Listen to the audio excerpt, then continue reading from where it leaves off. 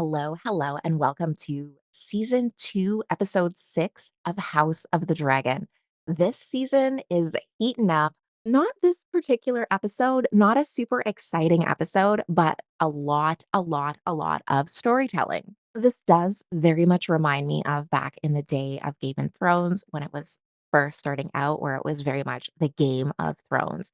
It was very much storytelling. Most of the big scenes were not battles so much as they were conversations and plotting. And I am enjoying the pacing of this show. I'm enjoying that it's not passing us up so quickly and they're not rushing through this. They're really giving the time for the story to breathe and air out and really move at a good pace. I know some people might find it short and plotting, but I just feel like we're getting this deeper sense of who the characters are and their struggles and what's going on. And I feel like anything faster might be a little bit too quickly. Some of my friends, they still need so much background information and they still need so much explained to them. So I do think it's kind of a nice healthy balance for us hardcores that will go in and research and learn every little aspect of Westeros, and for the more casuals who just enjoy sitting down on a Sunday night and ending their weekend with a bang.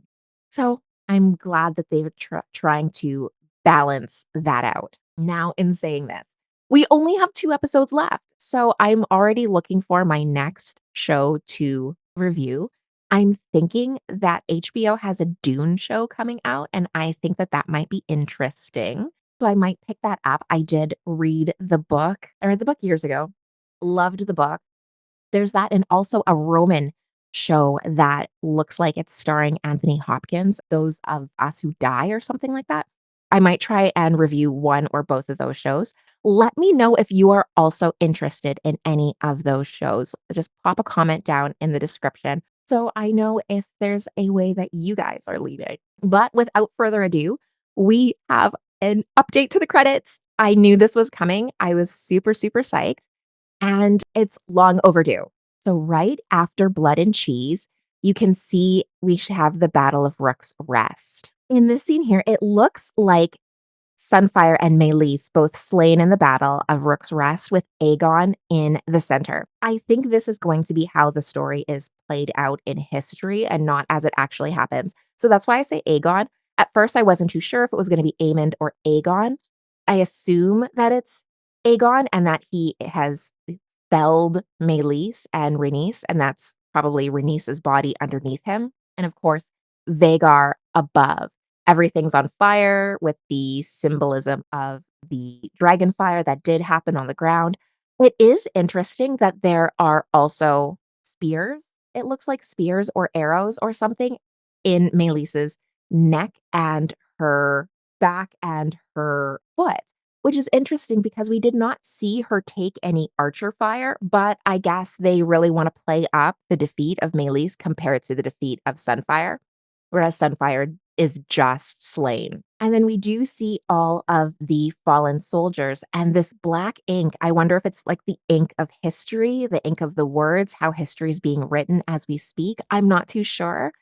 I find it interesting that it's now the ink that's moving into the words rather than the blood. So now I'm also wondering, because it's supposed to be fire and blood. So is the ink the black liquid inside the dragons that turns into fire? So are we now supposed to be thinking and linking, associating this black ink with fire? Or is it something else? I don't know. It's very interesting. I love that there are so many layers to think about when you do watch a show like this. So we open up with the Lannisters and all of their heraldry. They're arriving here at the Golden Tooth, and we all remember this Lannister. Do I want to call him douchey? I kind of want to call him douchey Lannister. He's the one, he had tried to propose, maybe you could call it a proposal, to Rhaenyra back in episode 2, I believe it was. He was the one with the finest wine from Lannisport, and he wanted to build her a dragon keep for her dragon when she realized that Viserys was trying to marry her off. And we hated him then. We're still not on Team Lannister. And he arrives here at the Golden Tooth and they're saying, "Yeah, we have some archers." And he's like, "I have 7 times as many men. I have so many more men than you because I am so much more important and rich and better than you." Just so I hate his douchey way of thinking and talking. So he's arriving and he basically says, "Listen, I understand that you want me to proceed from here, but that's not what I'm doing. What I'm gonna do is I'm going to hang out in your fine city, take advantage of your hospitality, and wait until Vagar is ready to come and meet me and escort me." Which is not necessarily a bad idea because Damon is in the area. We're also assuming that Damon has men or is gathering men. They don't really 100% know what Damon is up to. We assume. We think that we don't 100% know what Damon is up to. So it's probably, especially since they're anticipating retribution for Rook's Rest, it probably is a good idea for them to not just be wandering around in Damon's view unguarded by another dragon because we already know, like, army versus dragon, dragon always wins. You have to have another dragon.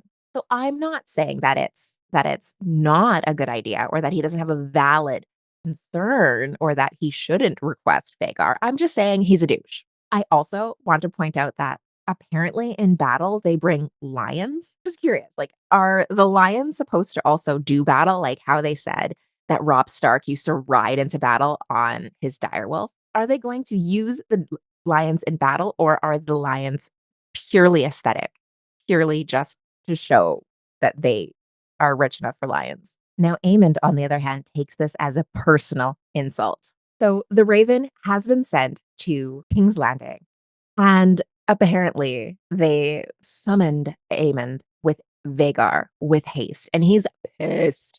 He's not at all happy with this. This has hurt his fragile little ego because he very much believes that he's the one that should be giving out commands, not receiving them. So he's pissed. They do discuss how there is the dragon. Damon and his dragon are down in the Reach or in the Riverlands, and that they they can strike at any time. And Aemond is still like, "I don't care. I'm still not a dog. Do not summon me. You don't call me. I call you." He's legit saying, "Don't come for me unless I send for you."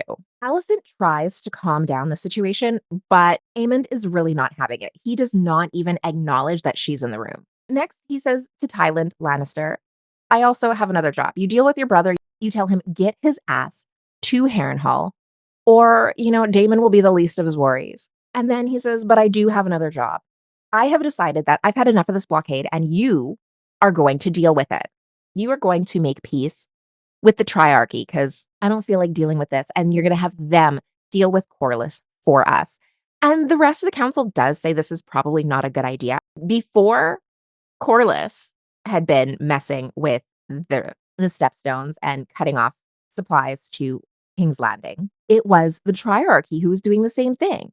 So we do know that this is a vulnerable area, and we do know that the Triarchy, remember the crab feeder, will also do this to Westeros every once in a while too. The rest of the council is all very wary of this. They point out that Viserys never trusted them, despite the fact that Aemon thinks that it's going to be a great idea if they get to rekindle their feud with Corlys under the Crown's approval. And then they do also check in on their allies.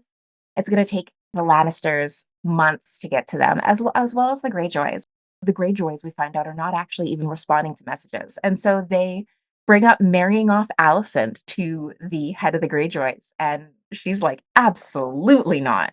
Next, he decides he's going to send Crispy off to Harrenhal.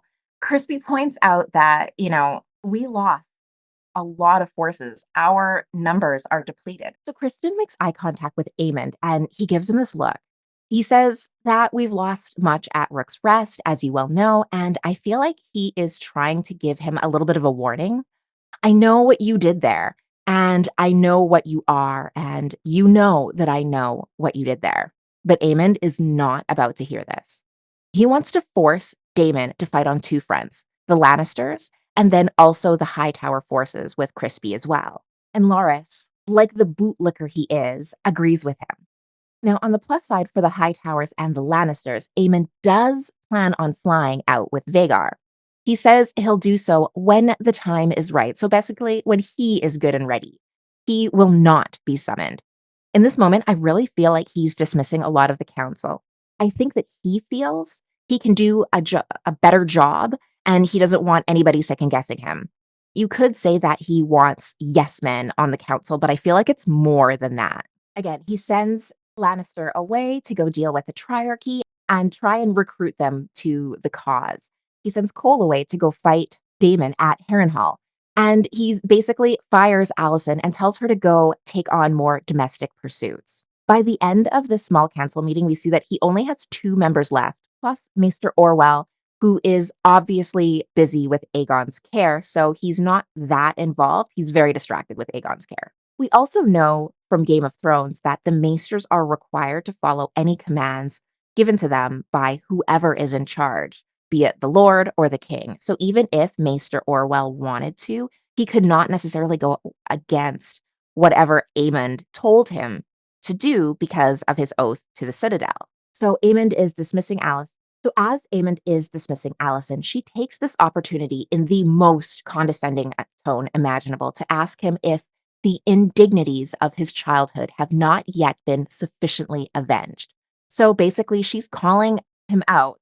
Are you that scared little boy, scared little troubled, bullied little boy that you were when you were offered up that pink dread? This, again, is just another perfect parenting example from Allison.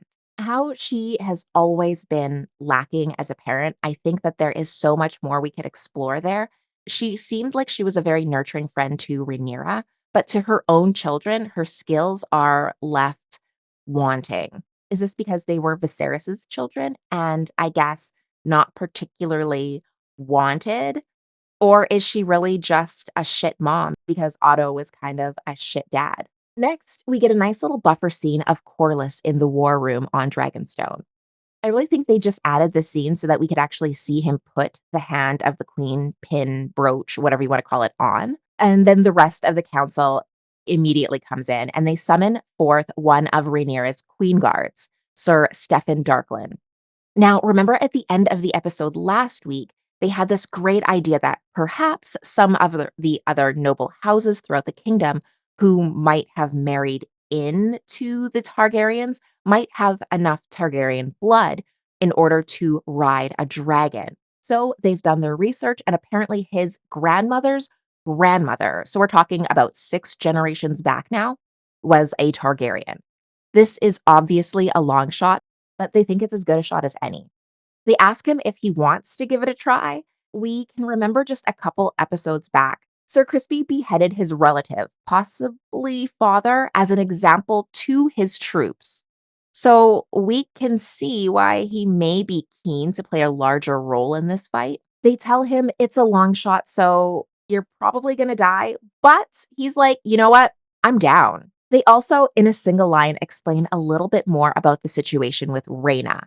They explain that the dragons will not take her as a rider. And I think that so eloquently displays that the dragons are not something to be claimed or possessed per se, that they have their own autonomy in this as well. And the bond between the dragon and its rider has to be mutual. The dragon won't just take anyone as a rider, as you can present yourself to a dragon and they will decide if they want to accept that bond or not. The next thing we get is Daemon, and we already know he's dreaming because he knows he's dreaming.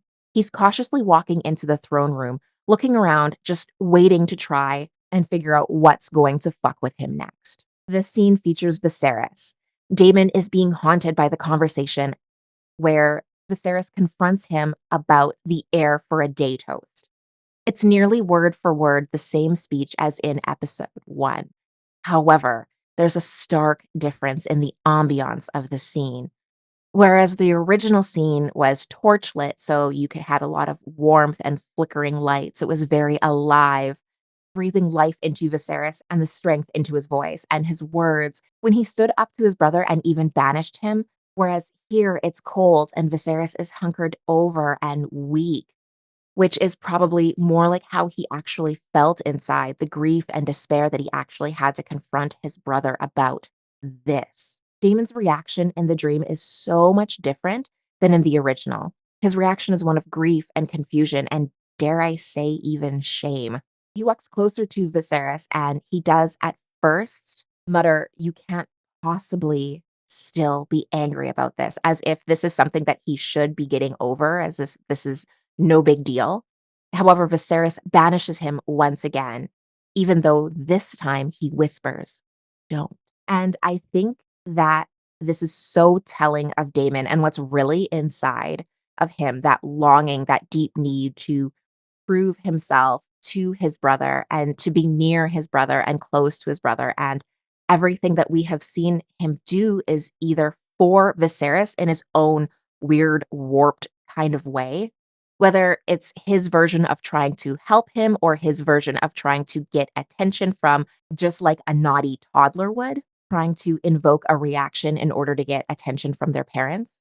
Now, in the original, he comes off with anger and defensiveness. And this is when he challenges Viserys, saying that he should have made Daemon king over Otto because Otto does not have his best interest at heart.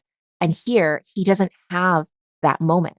Instead, he whispers, "Don't," as if he is trying to make a plea, as if it was not an intentional slight to Viserys, but an actual honest moment in his heart. And remember, he's never fully admitted that he said those words, nor has he denied them. But there was no real context because we've never seen the scene of what exactly was said and how it was said. So it's still very open to interpretation. We don't know if Damon was gloating and it was a slight against Viserys, or if it was a mournful, sympathetic honoring of his nephew. This scene concludes with Viserys collapsing over in tears, just full shuddered, and Damon slowly backing away. He doesn't take this opportunity to comfort Viserys like he thinks he has been, or like he says he tries to step up and support him. This is the opportunity that he has been waiting for to show his brother that he can be relied upon, and he misses out on the opportunity, even though it is just a dream or a vision. Damon goes to try and leave the room and finds the doors are locked, and this sends him into a full on panic. He's reaming at the doors and banging at them, screaming to open them. We finally hear a word from Damon that we have never heard him say before, and that is please, as he collapses against the door. He starts whispering softly to please open the door before it eventually swings open and he collapses through it on his knees. Now, it is clear that Damon has reached the hysterical phase of sleep deprivation at the very least, or possible just mindfuckery. He tackles Sir Strong against the table and accuses him of being the one that's sabotaging his dreams. He accuses him of being a spy or in league with the Hightowers, or perhaps even Laras or Rhaenyra. He's just grasping at straws, and I wonder if Alice has put some kind of blinders on him to make him unsuspecting of her specifically, so that she can go ahead and do her work. However, she is clearly the most obvious choice, and yet he does not even consider her for playing a part in this. Maybe it is because she's a woman and he doesn't believe that a woman could possess such power over him. Who knows? But for some reason, he still thinks that he can continue to trust her. From here, Damon promptly goes to his room, packs his shit, and decides he's going to hop on Caraxes and take off. We do get this gorgeous pan of outside Harrenhal and their rearwood with Caraxes just off behind it, living his best dragon life. We also hear this little call to Damon as he watches Damon head towards him. And it is so cute because it's almost as if he's gleeful, like the gleeful little yelp of a puppy when the owner comes home, and just acknowledging that he sees him and he's happy and that they're going off for a ride together, looking for a new adventure. As he cuts through the Weirwood garden, I guess, Alice is waiting to confront him, and she tells him that all he ever do is run off. He runs and he runs away from everything. Every time something gets hard or no longer suits him. Initially, he responds with anger. However, he does do something unexpected. He becomes vulnerable. He admits to the confusion and the bewilderment that the dreams are causing him. And he says that he no longer knows whether he's asleep or awake or how to control himself because these dreams are taking a piece of him and he's losing his mind. This is a major shift in Damon, who prides himself on being the rogue prince, uncontrollable and independent and able to do whatever he wants with no repercussions. He mistakes this rage and detachment from responsibility with power. And we can see how settling down and having a family life just discontented him. in the Pentos scenes, where he can't control his mind and he lashes out in anger rather than trying to understand what's going on with him and what these dreams do. And here, when he cannot control his mind, he lashes out in anger rather than trying to understand what is going on with him or what these dreams mean. But in this instant, he chooses a different route. He chooses vulnerability to Alice. Next, their conversation turns towards the burden of the crown. Damon is trying to rationalize his treatment with the fact that Rhaenyra never really wanted the crown in the first place. Unlike him, Alice points out that neither did Viserys. However, he did his best. He struggled under the weight of the burden that the crown caused, and he tried. He did manage to bring this extended peace that King Jaehaerys had established, and he did do his best by his people. But it wasn't ever something that he wanted, that he set out to try and claim. She then poses the question that perhaps the crown is best suited to those who do not strive for it and that don't want it. And I get what she's trying to say here. However, it doesn't quite fit this context because Aegon, too, never wanted this crown. He didn't really spare it as much thought in the depiction that we were shown of him. He thought his father had already passed over him and given it to Rhaenyra, so he never gave it a thought after that. He never bothered to learn how to curate himself to become the wearer of the crown. And we're supposed to be looking at Aegon as being this horrible person who lusts for power versus Rhaenyra being the intended heir. But this kind of makes it a little bit messy because, yeah, Aegon was not necessarily striving for the crown either. It was Alicent and Otto that wanted the crown, and now Daemon, and now Aemon that lust for it. After a little bit of an angry outburst, Daemon returns to being vulnerable. What Daemon does next, I didn't even expect. But he finally asks for help. Not once, but twice. The Riverlords are never going to rally together behind Daemon, not without word from their Lord Paramount, and Alice points this out. There's nothing he can do. However, she does tell him to wait 3 days and the winds will change. She also has her owls swoop in and she feeds him a rat. I love the symbolism because earlier in the season, she told Daemon that she was a barn owl herself. And so now I'm wondering if she's warging this owl or if she has some kind of control over it. I wonder if she was in the middle of warging it and had sent it off to do whatever she needed done.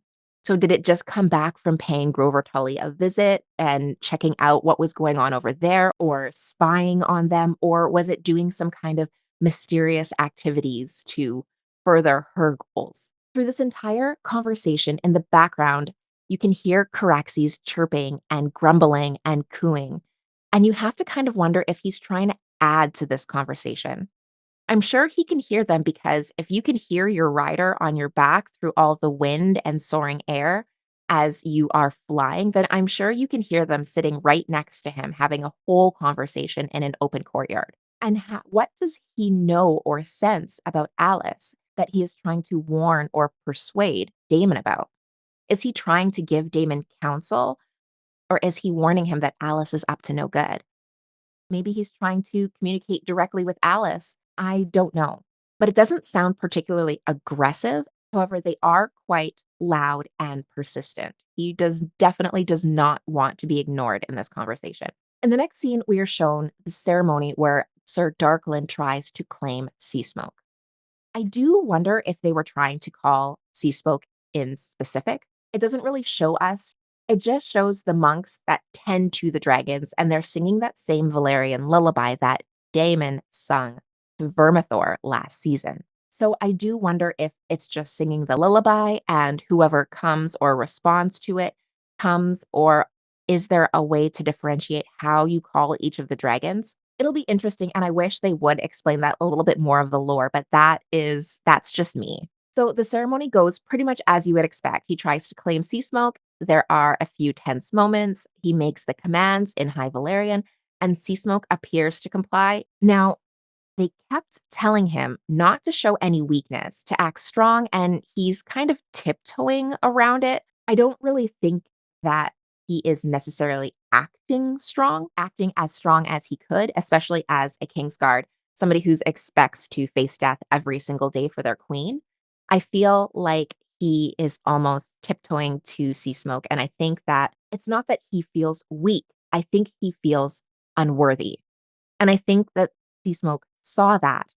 And that's more of a matter of worthiness than just pure strength. I think that spoke to Sea Smoke a little bit more than just fear or pure strength. In the end, regardless of the reason, Sea Smoke does not consider him worthy and basically decides to incinerate him. He also catches the monk in the flames, not on purpose, just as they were standing a little too close to Sir Darklin. And as he goes up in flames, you can see the monk using that dragon glass blade to take their own life. This scene is both horrific and incredibly sad, and in a way that only this series has been able to capture. You know that in that instant, they know that it's over for them. Even if they were to survive, the pain and anguish they would feel every day from those burns would just not be worth it. And so they end it themselves rather than having the flames take them. Now, here is my issue with this scene as a whole. We saw in season one that Lenor was not killed. Instead, he was given grace to leave like he wanted to and go to Essos with Carl. Why would they choose Sea Smoke as a dragon if Sea Smoke still has a living rider? We know that dragons only bond with one person in their lifetime.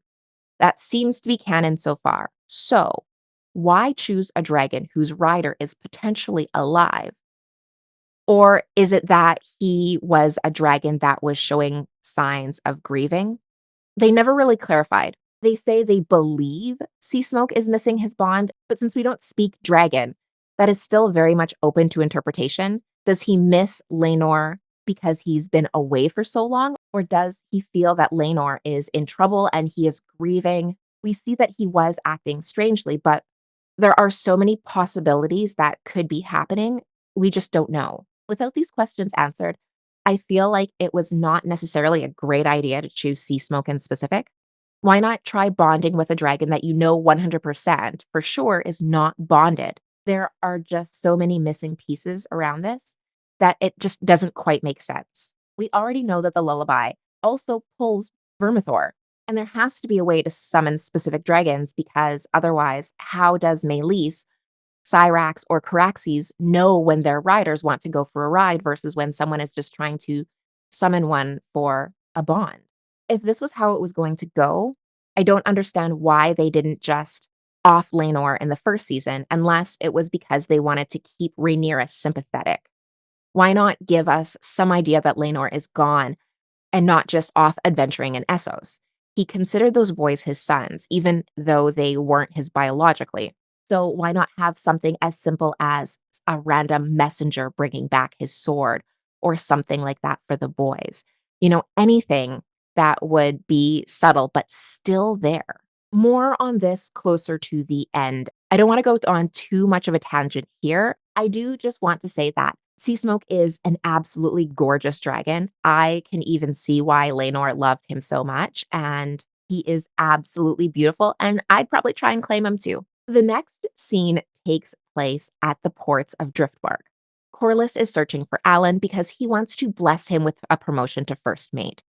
In this scene, Corlys tells us that he's about to depart on a mission, and that's where he wants Alan to serve alongside him. And we're actually watching this from the perspective of Adam, as you can see him gathering some ropes up in the opening scene before we focus on Corlys and Alan. I do also find it interesting that Corlys took the position of Hand of the Queen, and this is a very tenuous time for the Blacks. And instead of staying by her side to help her make these decisions and get this war started, he's going off on a mission, but maybe that will pan out in a way that I'm not anticipating later on. But you would think that at this point, especially when she's already sent some people away and she's down a Kingsguard, she would need him to stick around and help out with figuring out her first move and finding an army and so on. Alan doesn't seem too keen on taking this position. He flat out asks, is this a request or a command? And Corlys basically says, I'll see you tomorrow.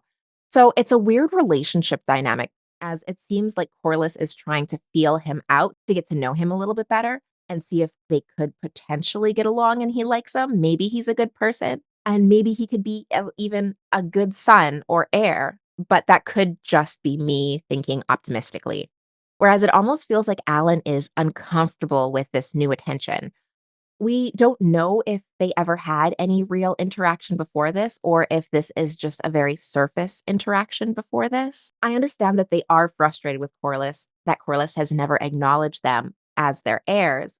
But at the same time, clearly Lena and Lenor were taking up those spots. But now this could be a good opportunity for them. If there were ever going to be an opportunity to become legitimized and acknowledged as the heir of Driftmark, now would be the time when he's just lost his entire family. Next, we have a scene in a tavern with Diana, Madame Sylvie, and Ulf. This is where Masari, her puppeteering, comes in. Diana and Sylvie have a hushed conversation about all of the banquets and feasts that are happening in the palace while the small folk starve.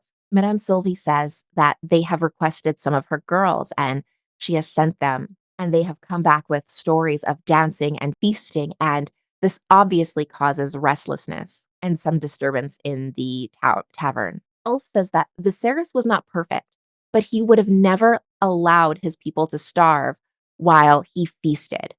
He always made sure that everyone had what they needed. So we can see that beginnings of the resentment of these grumblings working just as they had it intended. The people are starting to turn against the king and the prince regent, forgetting that it was actually Rhaenyra that is cutting off supplies to the king's landing. In the following scene, we have Lord Celtigar, and he's following Rhaenyra through the hallways, criticizing her decisions in allowing Sir Darkland to try to claim a dragon. He's basically yammering on about him being right and her being wrong, and how she should have listened to him about this and about Rook's Rest, and she kind of hits her breaking point. She turns around and slaps him. Now, the reaction of the guard and the maid following her is actually kind of classic. They immediately turn around and act as if they've seen nothing, but Rhaenyra is visibly shaken and upset. She's obviously feeling a lot of guilt and a lot of feelings about what she just saw, and that was their hope, that was their way out of this predicament of not having an army, was to try and find these people to claim these dragons, and now that she's got to start from scratch, not to mention that she just lost a close and trusted and loyal Queensguard. So I'm sure that she feels like crap and she slaps him and then she says, I think that I have allowed you to forget that you are to fear me. And then just turns around and walks away. So she's clearly going to be taking a new, firmer stance with the men on this council. I also love how they mention that Seasmoke has fled Dragonstone as if you have offended him so immensely that you made him do this. Now, he needs to go off and take a walk because he is so upset. The dragon is just so offended. What is an even more harsher word than offended? He's just completely bewildered that you would think he would take this knight, this unworthy knight, as a rider. Like, who do you think he is? I'm just imagining him out having a temper tantrum, pacing back and forth, trying to walk it off, is kind of the way that Lord Celtigar phrases it, is the tone that Lord Celtigar uses. Next, Rhaenyra is shown in what looks like her library, and she picks up a sword and she's kind of waving it around, practicing, trying to get a feel for it. Maybe if she feels like if she plays the part of a warrior, the decisions in this war will start to come a little bit easier to her. Massaria comes in and tries to comfort her and tries to tell her that this is not as bad as it seems, that it needed to happen, that the experiment, regardless of the outcome, was useful because if it worked, it would be a radical change in the tides of the war. And the fact that it didn't work, at least you tried and you ruled that option out. She also says that there must be others that might have Valyrian blood. And Rhaenyra rightly says, who's going to try again as soon as they hear about Sir Darkland? At this point, you can also hear some dragon grumblings from deep within the volcano. And I think it's almost comical because it's almost as if the dragons are talking about what just happened and are also judging from afar. So we're also getting their reaction to this attempt as well as the conversation between Massaria and Rhaenyra. Now, Rhaenyra does mention that she has not completely given up on this course of action, although she did believe that Sir Darkland would have had the best and strongest claim. But that's basically because most Targaryens continuously married within the family to keep that Valyrian blood pure. So there's not a huge number of marriages outside of the family, so finding noble houses with Targaryen marriages is not quite as easy as it would for some of the other noble houses trying to track their lineage, for example. And that's just because they don't necessarily want all of the noble houses to be able to ride dragons. They want to keep that power within Targaryen. They also hint at a plan that Mysaria is putting into motion. She said that the kindling has been lighted, so the rumors have been dispersing and they are starting to spread. There's restlessness and grumbling amongst the small folks, and they are talking about starting phase B tonight. They don't really get into specifics, but Mysaria does say that this will not necessarily overthrow Aemond, but it will definitely make it harder to wage war abroad when you are also fighting a war at home. Next, we do go to King's Landing, where Hugh's wife is standing in line for a food vendor, but he runs out before he gets to her. She is desperate at this point, and she starts begging for any scraps he might have left, but he says he has absolutely nothing. This is quickly interrupted by Hightower soldiers bringing in a big wagon full of sheep, presumably for the dragons.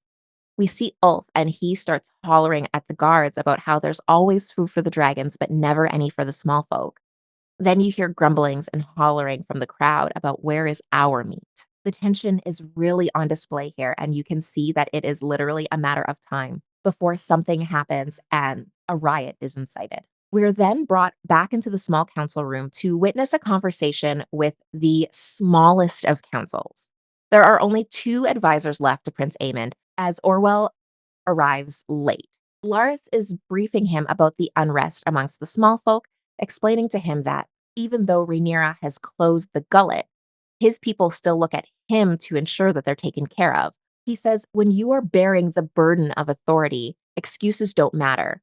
It's still your responsibility to take care of your people. He also brings up that with such a thinned out council, Aemon should really be considering looking for a hand. Aemon clocks exactly what he's trying to do and answers in a way that initially leads Laris to believe that he's asking him to be his hand. However, he does not pass the charisma check. Now, Aemond chooses to play this in a way that he really doesn't need to. And this only causes more of a divide between the council. He says to Laris that I will put the responsibility on you. And Laris immediately says, oh, no, no, no, I'm unworthy, but thank you for trusting me. And basically, Aemond completely knocks him down. No, you idiot. You are in charge of getting my grandfather, Sir Otto Hightower. He will be the hand, not you. And then he insinuates a couple of things. First, I notice that he says Otto is always doing what is best to serve his family. And he emphasized this in a way that leads you to believe that he knows that Laris is not faithful and not necessarily concerned with serving or being loyal to his family. And this can go so many different ways. I'm not necessarily thinking that everybody knows that Laris was behind the fire at Harrenhal that took the lives of Lionel and Harwin Strong, but maybe those rumors are persisting. But the tone definitely does insinuate that Aemon believes that Laris does not hold faith or loyalty for his family and would definitely scheme behind his back and would not serve the best interest of Aemond. The second thing we take away from this conversation is that Aemond is not at all concerned about the plight of the small folk. He does not seem to think that their problem should be of any concern to him, and that by ruling the realm, he is not also ruling them. So it's interesting to think how he has been lusting for this power, for the power of this crown for so long, all of these years, but also has not considered the burden of responsibility that everyone's lives are in his hands and that he cannot just rule for himself or hold the throne, that the crown comes with this Game of Thrones, which is the chess game and all the bureaucracy and all the details. It's very reminiscent of Daemon struggling with the politicking and dealing with the wishes of the lords in the past couple of episodes, trying to figure out how to treat with them and how to make them happy and also get what he wants, since commanding them was not necessarily working out all that well. Orwell finally joins the small council, late of course, and gives them the news that Aegon has woken up, and even though there is still a long road to recovery, he is making progress. He's breathing a little bit easier, and he's slowly regaining consciousness, even if it is just for a few moments at a time. Aemon basically says a sarcastic huzzah, and you can see that he's not really making a huge effort to hide his disdain. We then follow Aemond to Aegon, where he is undergoing some treatments, and they are graphic and extremely painful looking. Comes in to see his brother, and Aegon remembers. Aegon has a little bit of a panic moment and tries to recoil and realizes that he can't move, and Aemond immediately confronts him about what he remembers. Aegon insists that he remembers nothing, and Aemond informs him of what happened. He basically says, listen, you got a little big for your britches and you confronted Melees. And look where it got you. Insinuating that perhaps maybe next time you should leave the fighting to the real fighters, and you couldn't even do that right. Orwell interrupts Aemond, who was obviously trying to intimidate and crush his brother under the marble ball from the small council room. And Aemond basically says, dope him up, give him some of that milk of the poppy. He has a very long recovery period ahead of him, which I will have to rule. So he's basically stating that he has no intention of giving up that throne so easily. He has every intention of ruling till the very last moment and possibly even longer because Aemond may never fully recover. This regency might just last forever. The next scene brings us to the Vale where Rhaena is walking with Joffrey. She's giving Joffrey a talk about how some of us serve in smaller ways, even though that's not necessarily what we want for ourselves. You can tell that she also is probably telling this to herself, that even though she's not able to fly a dragon and ride into battle to serve in that way like her sister can, the job she's doing is just as important in taking care of the princelings. And Joffrey, I'm sure, realizes that he's a little bit too small to ride into battle. He looks like he's only maybe like 6, maybe 5 in this scene. However, I'm sure it's still comforting for him to understand that he's not being sent away because he's not wanted, that he's being sent away for his own safety. As they are walking through the Vale, they come across some scorched earth, clearly from dragonfire, and you can see some scattered sheep throughout. This is clearly where Hedragon has come to have possibly a little snack and stole some sheep. We pause for a second to reflect on that before we're brought into Rhaena's room, where Lady Arryn comes in to tell her that she's ready to ship her off. Rhaena confronts her, saying that you are acting like you need a dragon, but you've already got a dragon. And Lady Arryn basically says, yeah, there's a wild dragon. He's been bumming around, stealing some sheep, doing dragon things, but he's wild, so alas. I have a really hard time reading this character, maybe because we don't have as much interaction with her or history with her or context behind how or why she does and says some things. So it's hard to tell if she's saying this because the dragon is somewhat of a nuisance, or is it because she's almost challenging Rhaenyra to claim it? Or is she still just bitter about not having any actual dragons coming from Rhaenyra? I'm not too sure. Or if she really just wants Rhaena to take the little ones and leave. It's just really hard to tell with Lady Arryn. Now we are brought back to the ship with Alan and Adam, and this time we're in their home.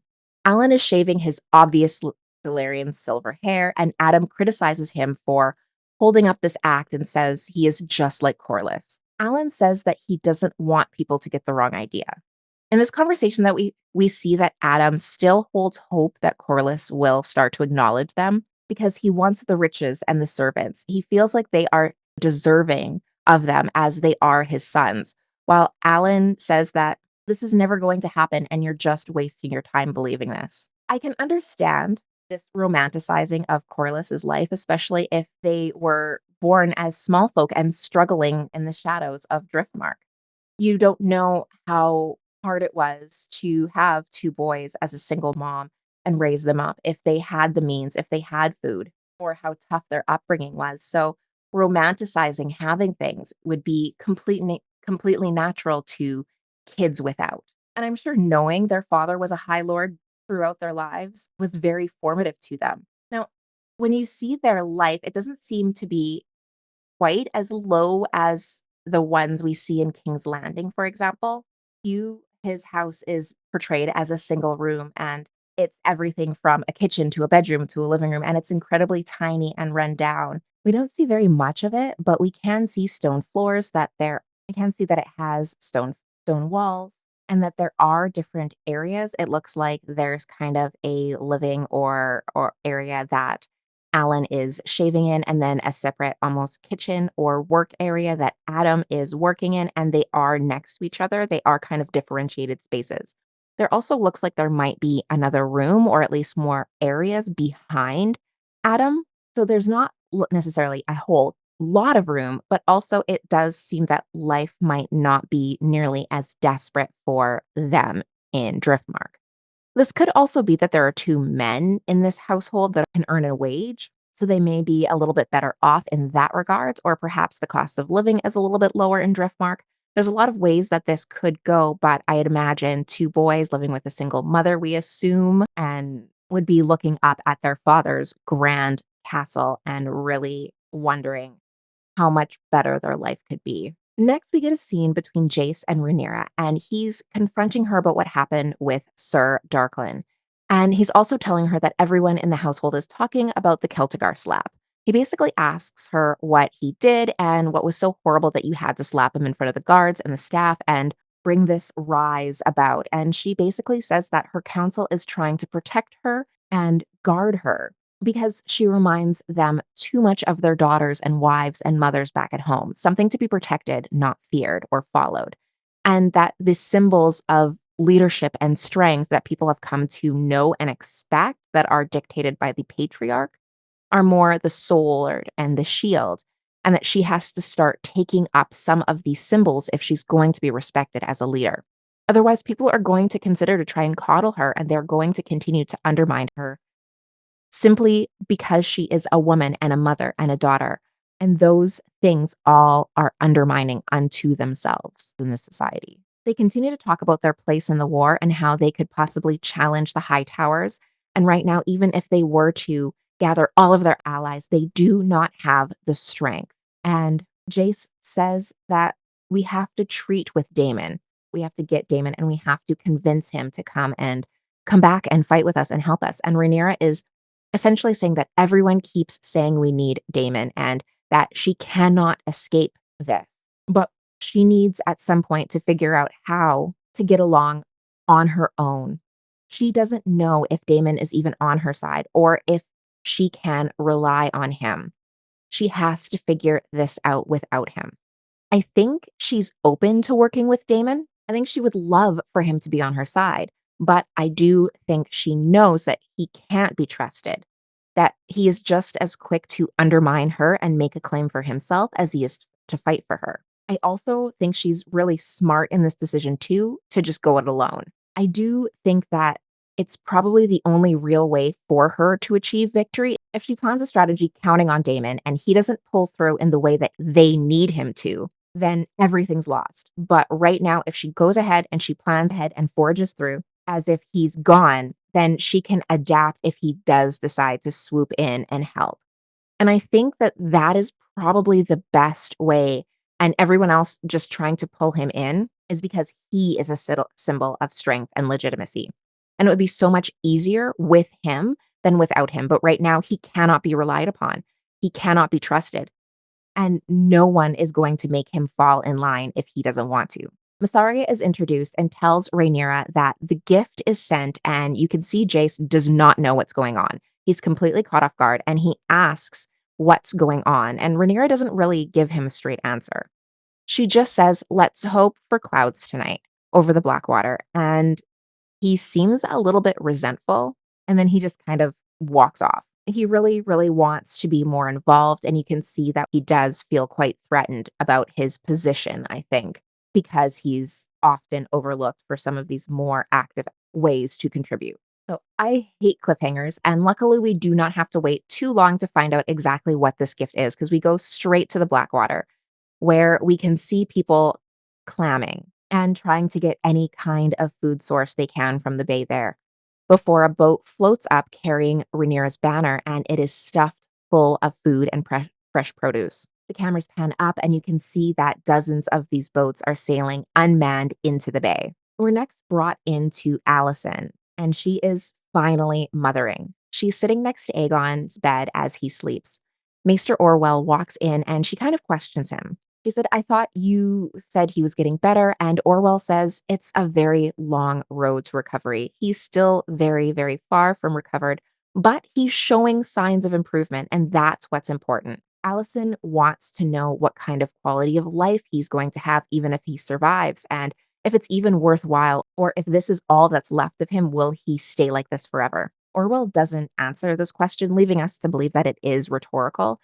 And then he just kind of bows and turns to leave. Alicent stops him and asks about the letters that she has been sending to Otto. Has he written back? Have we heard where he is? And Orwell says he has not received any letters from Old Town. He has not received any letters from the Tyrells, even though he has sent many, even throughout the realm. So no one's answered. No one knows where Otto is. So you can keep sending out letters, but good luck with that. He does say that the Beesbrees have begun to rebel against the High Towers and the Tyrells. This is important to note because remember, Lord Beesbury was one of the small council members back in season one. I believe he was the master of coin, and that he was the only one that really stood up against the High Towers taking over the throne and usurping Rhaenyra. And then Crispy Cole, he had given him a more formal introduction to his attendance marble, and I'm sure his house did not appreciate that. Now, we're not entirely sure at this point if the Beesbrees know that he is no longer alive or if they just think that he's taken prisoner. I think they believe that he is gone, but clearly they know that something is amiss at the very least, and they are rebelling against the High Towers for being responsible. And the Tyrells are taking the High Tower's side as the Lord Paramount of that area. And that's obviously because the High Towers are quite influential, seeing as how their grandson holds the crown, and the Tyrells are clearly siding with them for that. So while they don't dwell on this too much, I think that this is probably quite telling of what's going on with Otto, but I could be reading into that too much. Once Orwell leaves, Alicent starts sobbing and apologizing to Aegon. It's clear that she kind of sees that what this coup has caused at the very least. And now, especially since the realization has hit her that this was not even in service of delivering Viserys's final wish. It was literally Otto plotting and causing all of this to happen. Viserys wanted Rhaenyra to succeed him, and Alicent misinterpreted his final words. And now there's going to be all of this ruin, all of this bloodshed to both sides. And for once, she's actually stopping and seeing what this has cost her and her son, who never wanted this in the first place. Otto forced this on Alicent, and she forced this on Aegon. And now the entire realm has to suffer. And we can actually probably even rewind this a little bit and say that Otto's brother forced it on him, because we did see at the feast in season one that Otto is the second son. So he is kind of subservient to his brother, who is the Lord of Oldstown. Since Otto was the second son and he was subservient, even though he was the hand of the king and arguably the second most powerful person in the entire realm, he still had to be subservient to his brother because that's just how patriarchal societies work. So, some random person in Old Town that has no direct dog in the fight is dictating that Otto has to move his family into these positions to try and take this power. And I'm sure it's so much easier for somebody sitting back in Old Town to send your great niece or your grandnephew into danger than it is to have to do it yourself or to send your own direct lineage in to make these moves. So, where does the cycle actually begin and where does it end? Throughout the series, we've been getting a lot of window symbolism with Alicent, and this next scene is no different. She's framed by the two columns in the balcony, making it look like she is standing in front of some windows. And there she's just shown by silhouette. So she's alone and just kind of looks down. And I think that this really just emphasizes how alone she is in her struggle right now. She's lost her father. She's lost an ally in Crispy.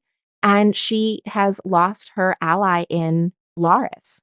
She lost her childhood best friend in Rhaenyra, and she even lost the relationship with Viserys, regardless of the weight that that relationship was emotionally.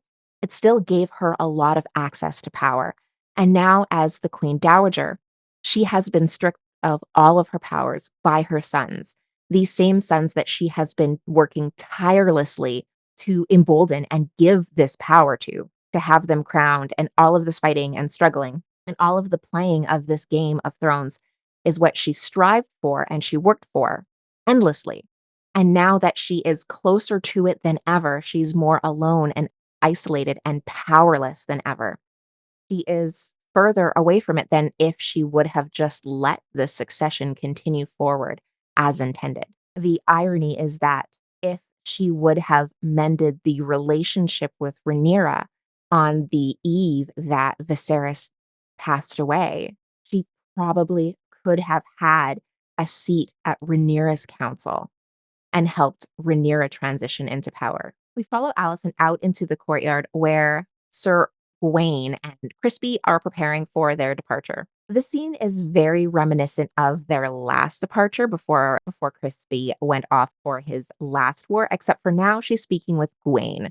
She wants to give him her blessing this time, but what she really wants is to ask him about Otto and her son. Gawain, however, basically says that he was not Otto's favorite, she was, and if he was going to write to anyone, it would be to Alicent. He also says that if Otto had something to say, he would say it. He would write. If he didn't have anything to write, then that's if he's not writing, that's probably because there's nothing to report. He doesn't seem too concerned about the situation that Otto's in, and I think that since we are focusing so hard on a missing Otto, it's probably going to be an issue. They then turn to talk of Daeron, which is Alicent's third son, the youngest child. We have not seen him yet, and he was sent to Oldstown to live when he was a child. So he's warding there, he's being fostered, he's being raised by the family in Oldstown. So luckily, he's sheltered from all this politicking and the more brutal nature than what the culture is around King's Landing. And Gawain has nothing but good things to say. He's 16 now. He says he fights, he sings, he's an all around good kid, and the ladies love him,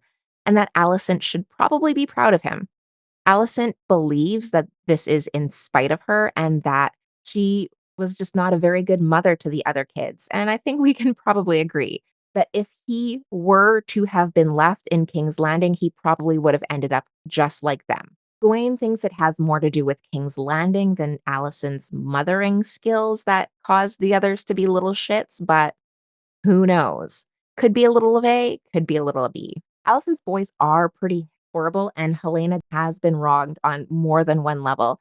She seems very traumatized by all of her experiences. So, yeah, he probably had a much better life being able to live outside of court for his formative years. Allison keeps looking over at Crispy, and I'm sure that this is not lost on Gawain. He was watching them and their interactions before they left the first time they were hanging out in the courtyard. And I am pretty sure that he knows that there's more going on between her and Crispy than they are willing to admit. And he probably also checks that there is problems in paradise right now. Gawain doesn't seem to be an idiot, and he has been humbled quite a bit with his experiences with Crispy.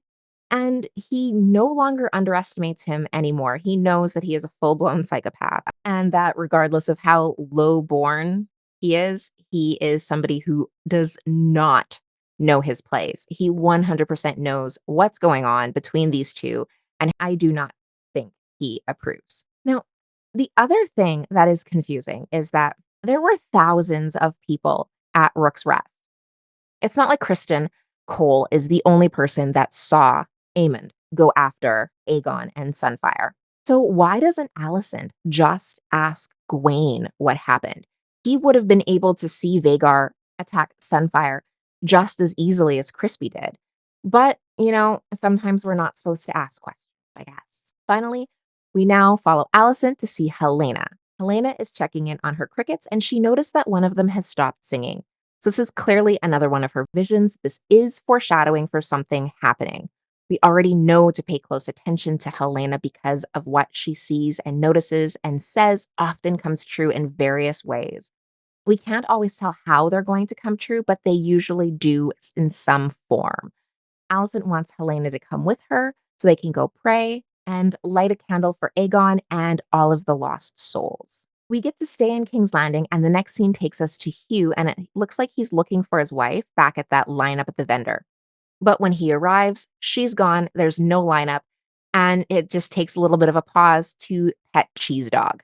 At this point, I'm just so happy that Cheese Dog is getting love from somebody. I love that we have been following Cheese Dog, and I really hope that he has a story arc of his own and ends up adopted and loved at some point by somebody who's gonna take care of him. Oh, wouldn't it be wonderful if Helena adopted Cheese Dog? That's what I'm putting out there. I'm putting it out into the universe. Soon, you can hear some commotion in the background, and you see people running through with the food that they have been gathering from the ships that were in Blackwater Bay. So he grabs somebody and they say, Rhaenyra is sending us food. She thinks of us still, even now. And they run off and he searches to go find the source of the food. He ends up grabbing just another man and punching him and stealing his food. And you can see how the desperation for food has really started to change how people are acting. It's kind of hard to put yourself in that situation because what would you do to feed your family when there is no way for you to get anything legally? There's no food to purchase, so money doesn't mean anything. I'm sure he would have preferred to go and find the source of the food and pick it up legitimately.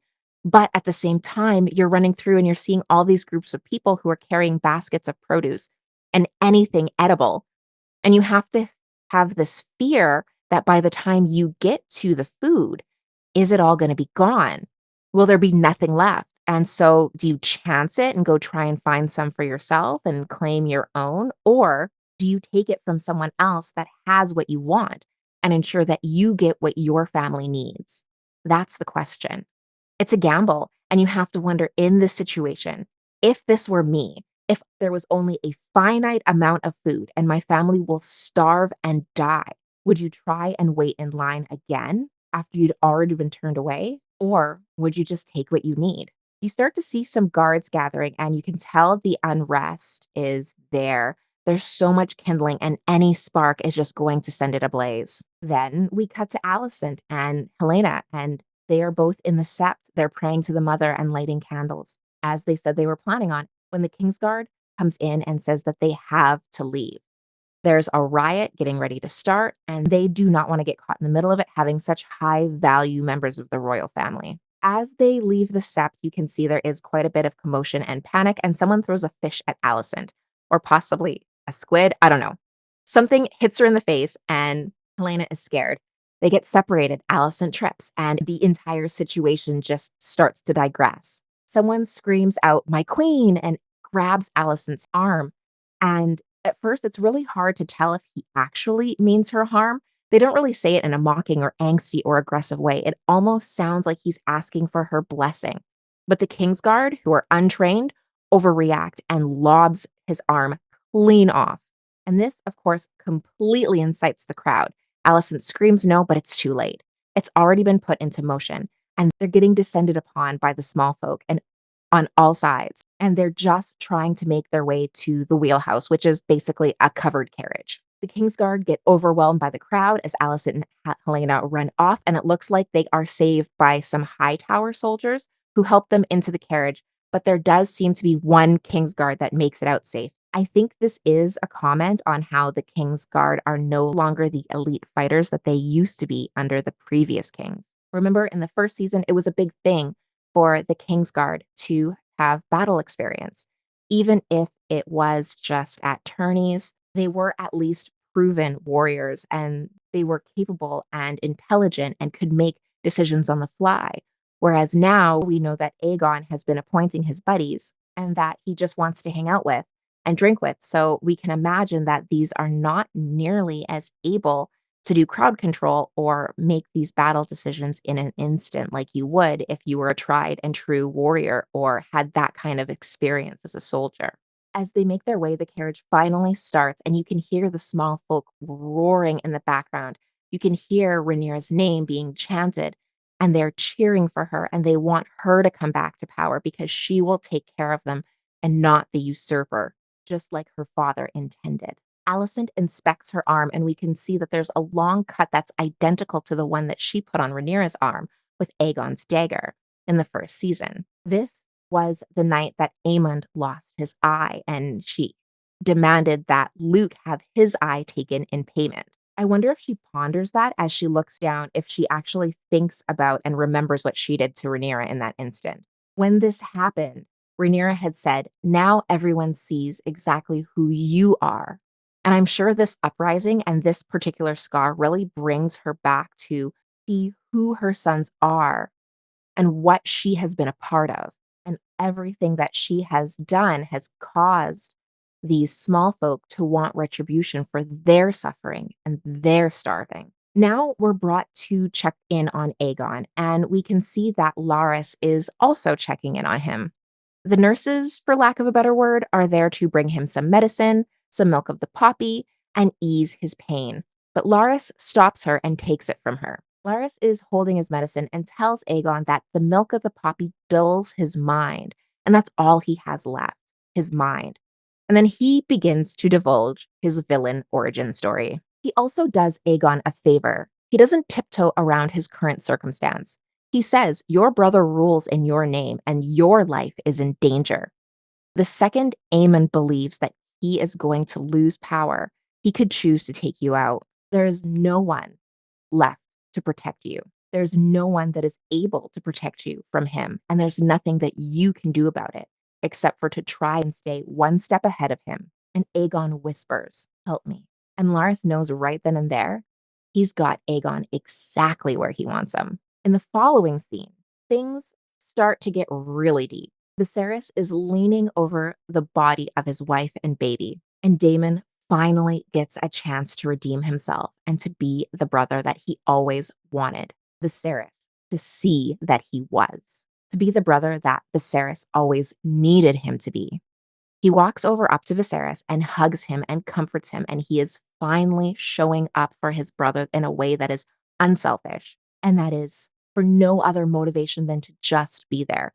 He's showing up in a real, tangible way that Viserys needs him to show up, not the way that he wants to show up for him. He also apologizes, an actual, genuine apology. He says, I'm sorry.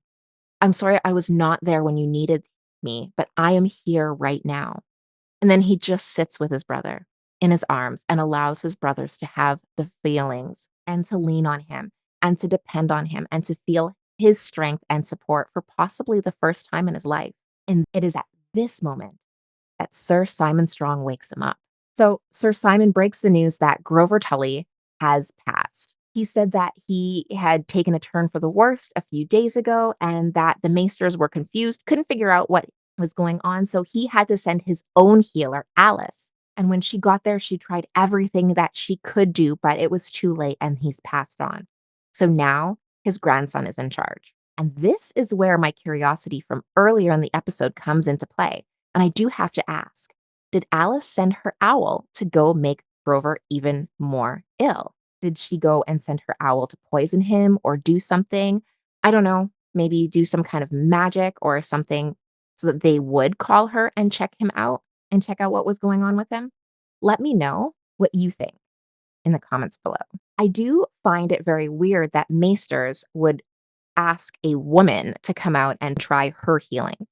We already know this is a patriarchal society, so why would they believe in the powers of a woman?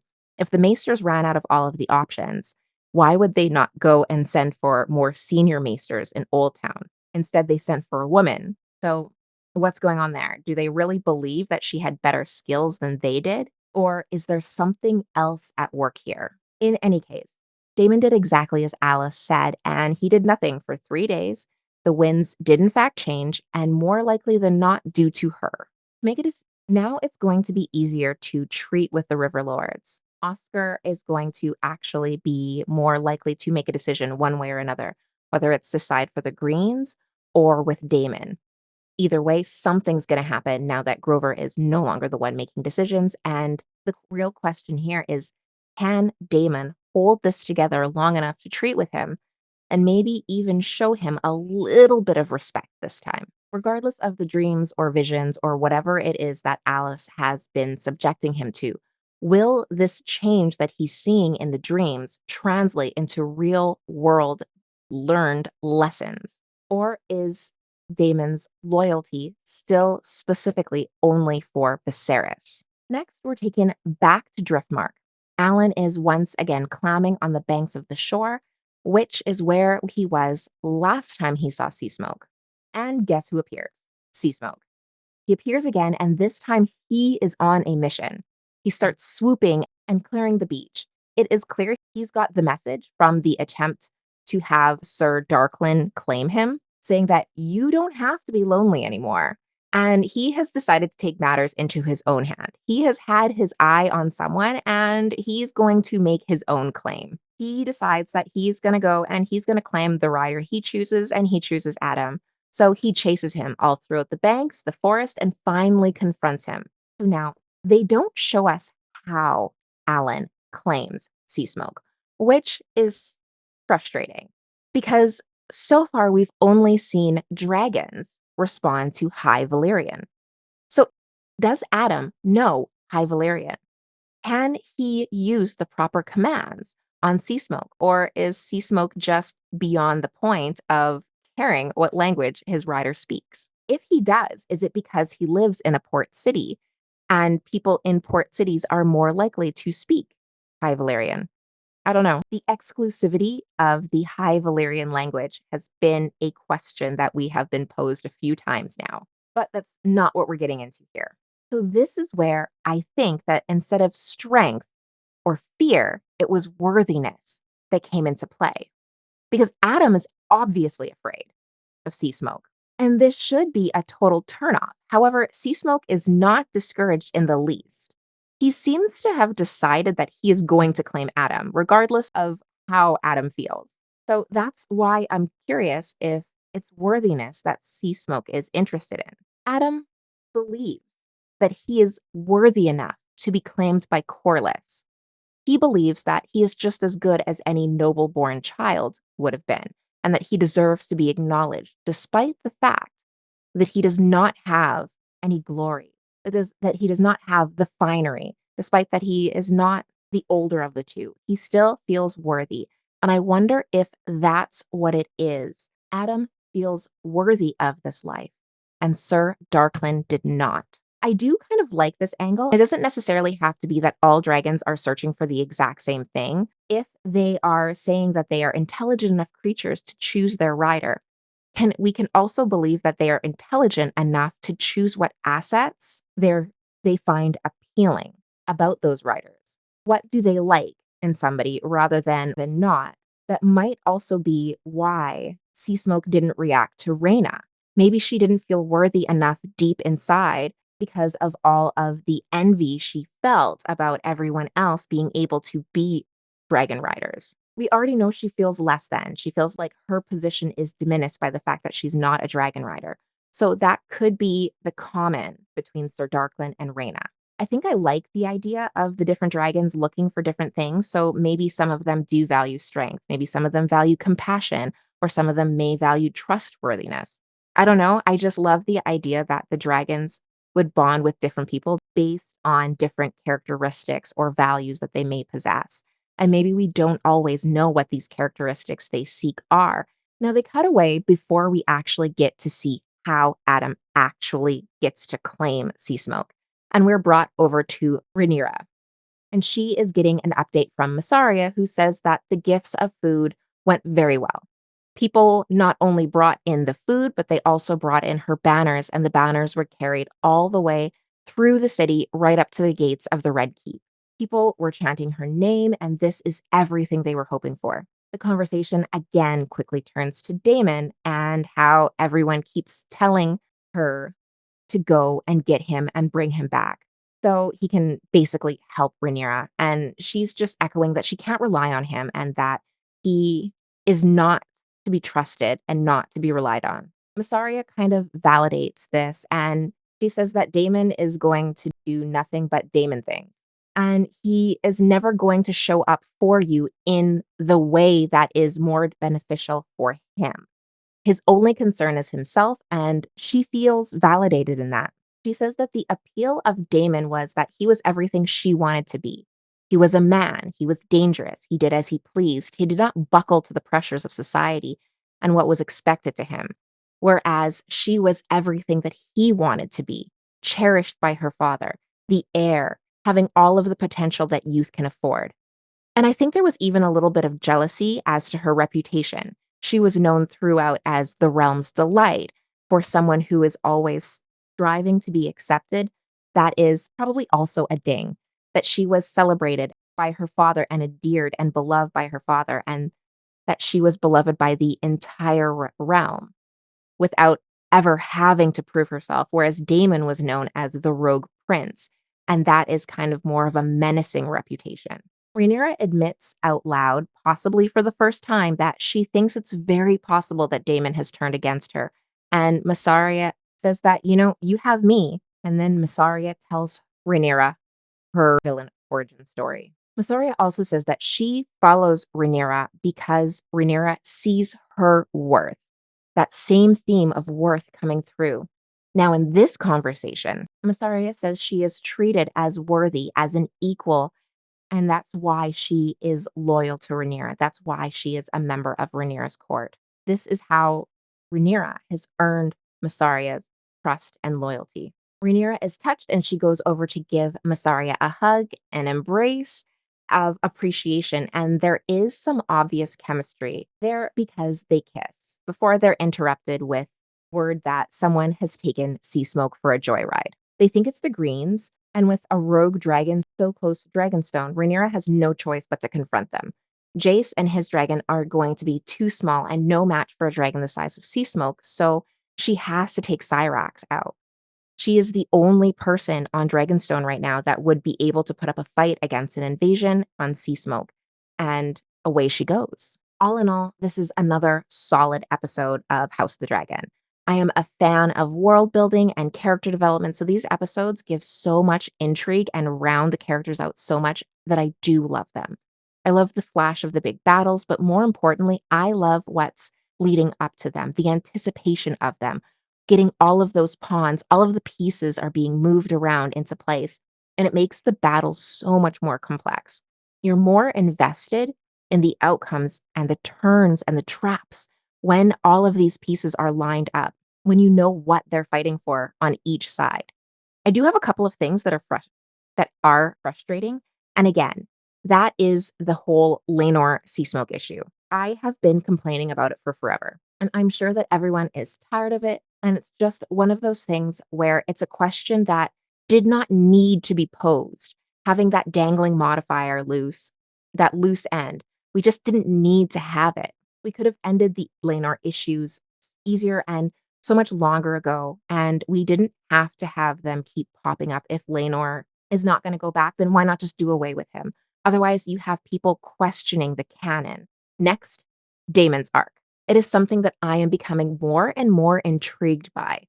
He's actually showing some humility this episode. He's kind of maturing and changing right before our eyes in a way that is both surprising but also authentic for him. I'm really excited to see where this takes us and how this change to his perspective and his personality will change the tides of this war as a whole. I hope that this is something more than just what puts him back on Rhaenyra's side.